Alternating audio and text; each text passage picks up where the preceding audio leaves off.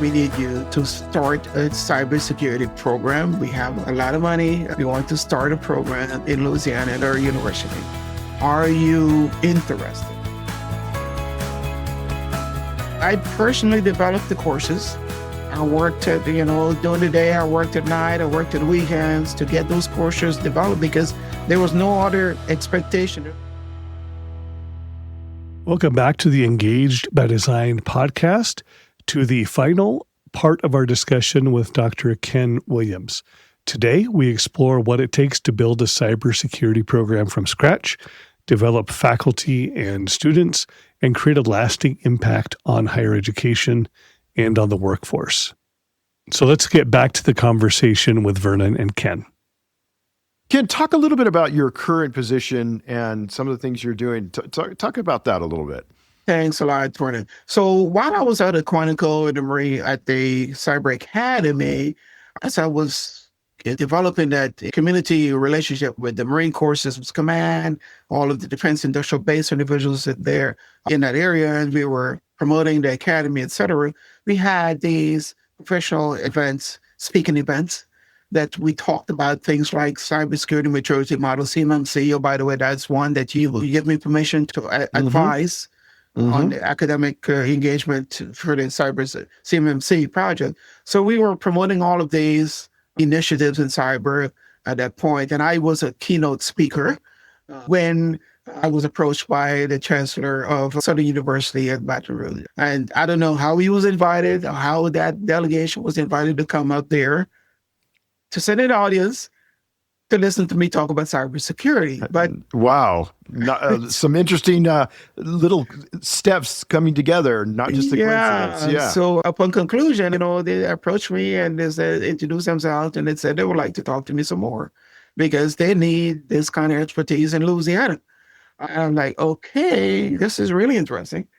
This is very, very interesting. Okay, fine. Here's my card, et cetera. Let's keep in touch. Well, fast forward about a year later, I get this phone call. Ken, Dr. Williams, we need you to start a cybersecurity program. We have a lot of money, close to $1 million. We want to start a program in Louisiana at our university. Are you interested? And that was about the time that I was starting to get the academy up and running. I was starting to also think about turning the academy into a certified pathway because we couldn't take tuition assistance, and I thought I needed to go from an academy to a fully fledged university. So I was exploring that thing. And then in my head, I've already gone through this process of working at a higher level. And oh, by the way, thank you for allowing me to be an executive director of the Center for Academic Excellence. And yes, you were the one that came up with that idea, and you were my executive director for cybersecurity and NSA, our CAE, all that effort. You were doing it precisely because of your background and because we could provide that as a service. Yeah. Thank you much. But you had that experience. So you took that experience and you said, hey, you know what? I've done this before, I'm sure, as part of the conversation. That's right. So with added experience of exploring or starting a university and setting up an academy and having the experience of standing up and shaping a cyber curriculum, I said, yeah, why not? Why not?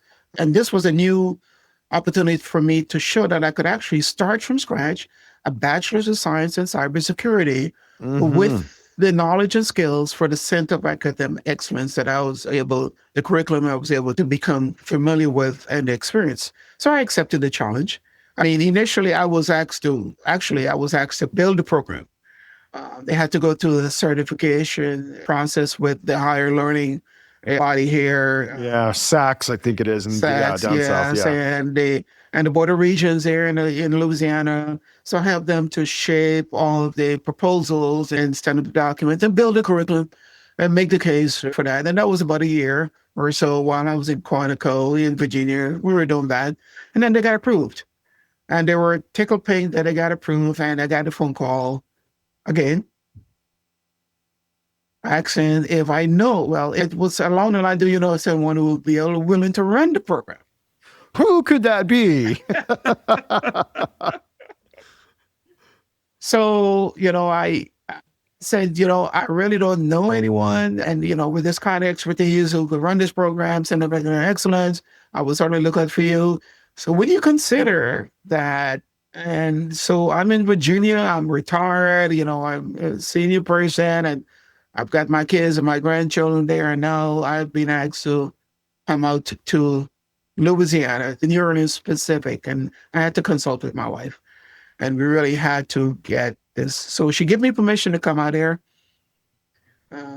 I see that because as a military background guy, you understand about getting authorization. Yes. Yeah, so received authorization, and my grandchildren had just started to come to fore. It was a really, really tough thing to do with my grandchildren, with my children who had just started to get there, just started their families. We had this a huge home. They all were raised there. They were starting to struggle on their own. And do I do this? Well, it was, the need was there because there was no such degree in Louisiana, that type of degree. Say that again. There was no such degree like that. There was no such degree in Louisiana. In the state of Louisiana. Okay. In the state of Louisiana. There was one degree so you have a mission, at you have a University, purpose. one bachelor's degree.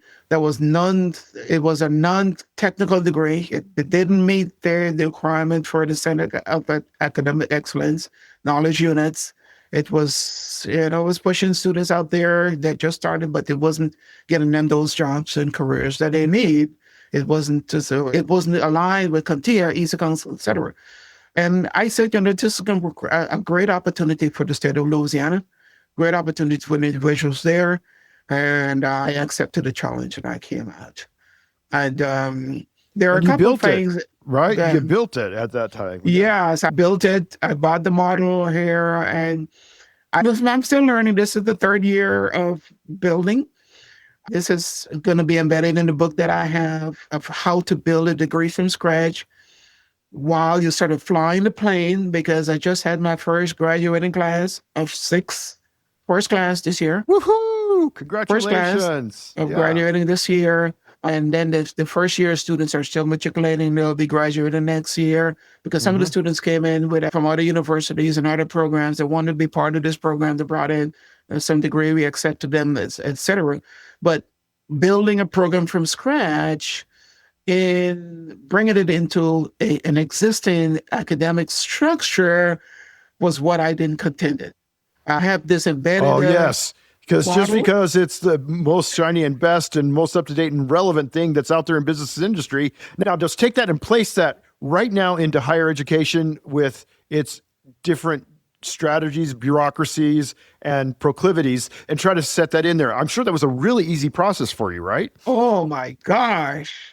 And to be honest, there were lots of long days of understanding the relationships, and you talk about that as well. What roles are there in supporting this academic core? Because this is a signature program, and this signature program, I thought, is just a no-brainer. It's a signature program. It's a high flying, it's a high demand program, and it'll be automatically right off the bat the biggest program in the university.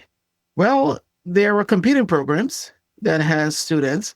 There were competing ideas of this new program now taken away from other programs. Oh, yeah. You're going to destroy our program. Don't do this. You're going to destroy our program. Yes. They're also, I've got a special lab and brand shiny new equipment. I'm also higher salaried. I came in with, with the tenure. And so the personality, so you would also start to see that, the chancellor is promoting the program and not maybe minimizing the other programs in the university. Maybe, I don't know. But I'm getting a lot of attention, both inside the university, outside of the university. The community is learning about this great opportunity. They're embracing the program, and students are coming in droves, right? Now, that was the first reality that, oh, wow, I've got some natural competitors now. We could find synergy, and we can, interdisciplinary synergy. Right. But it takes a different pathway now to build these teams to do that. That's not really the time where you're building a new program, right? Now, you get in the program in the ground, and then the second thing now, you need to hire individuals. And you talk about that a lot. So now I'm hiring faculty. I'm vetting faculty. The resumes doesn't always measure up to what they are on the ground, where they're, with the more concrete of all of that is the vision. When you build a business, when you have a vision, when you have that experience, when you've experienced that demand from the customer, that does not necessarily fit one into academia, because, someone said, well, why you need to do this today? Why do you need to complete? Why do you need to grade this student? Grade? Why you need to provide a grade to the student after 2 days of the student finishing? Why you need to do that? Why can't you wait another day or two? Why do you need to respond to the email of the student? Why do you need to meet with the student to explain or reinforce thing? Well, the Center of Academic Excellence program and the NICE framework demand that you spend enough time with them that they become an expert. To the Bloom taxonomy level. The Bloom taxonomy level demands that you increase that level as expeditiously as possible, because time is important for that student. And when the student needs your time, the student needs your time, right?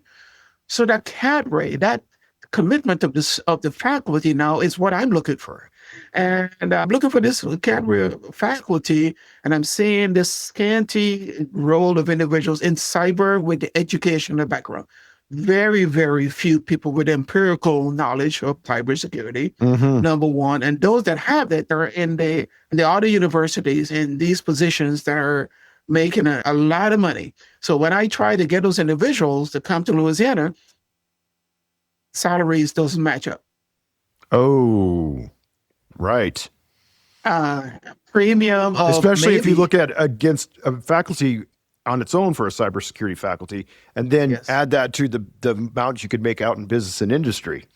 You could make it in industry, or you could make it at somewhere at MIT or LC, or University of California, or you see where these are programs, established programs. You have endowment, they're grant writing individuals, and they're making six-figure splits, right? You come to Louisiana and you're probably middle six-figure, right? That's what the industry could sustain. So now that your industry is sustaining that, then you're lowering the expectation of those faculty individuals. Now you're getting the first year, maybe terminal degree, very few terminal degree individuals, individuals from other disciplines. Bottom line, I ended up getting individuals who are local with master's degree. I had to downgrade the expectation from a terminal degree to master's degree, some of the practitioners who are here, and bring them in. And I had to skill them up. Now, they didn't have the certification that we're building before, to take them through the training and try to get them skilled up, because in order to teach the students and get them certified, then you have to be certified as well.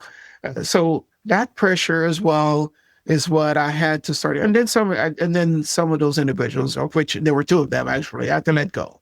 I had to replace, because they weren't the right fit for the rigor of the program. And that all occurred over the last 3 years. While I was doing that as well, the students saw some of the turmoil. Oh, and yeah, students that's are hard. very perspicacious and understood that a faculty member are not really as competent. The biggest challenge that I encountered was that faculty member in the platform teaching the student did not espouse and was not able to get the confidence of the students for them to be able to learn dynamically for their student.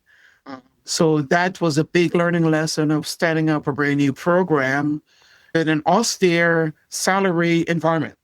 And in the interim, so I'm teaching the 40%, 50% of the courses, and I start to roll the program out. Was able to finish rolling out all 19 courses last fall. Took me 2 3/4 of a year to roll it. A lot of course development there. I got a tool for you that I'll tell you about later on. Yes, and I personally developed the courses. I worked at, during the day, I worked at night, I worked at weekends to get those courses developed, because there was no other expectation. There was nothing else. No failure. I had to get the courses in front of students before the semester starts. I had to get the faculty members tuned up enough to check for the credibility of the courses themselves, understood what they were teaching, meet the standard of that, grade the students on time, get their knowledge and get their competencies up and get the competency grade, etc. That's what I had to do. I had no failure. If I didn't do it, I would have left. I needed just leave, right? So I had no alternative, no except but to keep that level of rigor in place. There were some, I believe, medical things that I suffered along the way, to be honest. Oh, it's a lot of stress. You get into a high pressure situation where everything is loaded on your shoulders. You're going to feel that. Yes, sir. And the faculty members that I also had to let go, actually, one of them raised a grievance against me, filed a grievance against me. And that in itself was very stressful. It's very stressful, yeah. You know, found it not to be substantiated. But yeah, so that's the challenge of what it was that I've been encountered. And it's starting to sort of settle down now.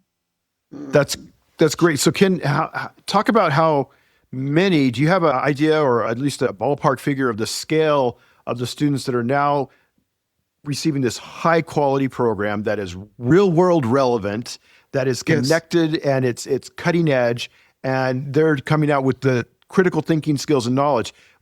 How many students are you impacting in Louisiana now as a result of your efforts over this 3 years? Right now, about 175 students.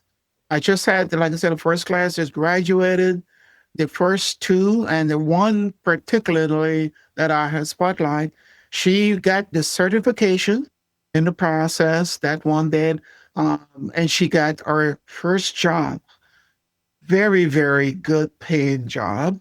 Yeah. And doing it, she said, Dr. Williams, I have to give you and the program utmost credit that I was able to go on the job, and I'm speaking to them about the knowledge and skills. I'm referencing things, and they looked at me and said, you know that? You know about that? As a first year student? And she said, yes, I learned it while I was learning, in the program. Oh, yeah. I have another student who's an FBI analyst, which is a very, very rigorous program. And he's one of our bright students. And he went through the entire polygraph process. They came, FBI, CIA. The background check, yes. Yeah, they come to my classroom because they heard about it. They hear about it. They come and they talk to the students, and they encourage the students to apply. And he's now about to become an FBI agent. As we speak right now, he's on to everything. Love it as well. I was able to Quantico. That's right. I was able to get awarded with a grant for the National Intelligence Agency, a 9-year grant, with multi-year funding for that grant to educate and to produce national intelligence, cyber intelligence, AI individuals as well. They came and offered that. Also, individuals like Cisco. I was able to stand up an academy, which is another highlight of the program. Cisco Networking Academy allowed me to be a partner, and I am this university is one of the only regional places where you could come and get certified in Cisco. We are a regional accrediting body. They're able to come in and get free classes. Well, by the way, free community courses in networking, artificial intelligence, Splunk, etc. And we're offering that to them, and it inspires them to come in and start build this cadre of individuals that we need. IBM is also engaged with us and given us the permission to use their expertise, because IBM is really, really big at artificial intelligence right now.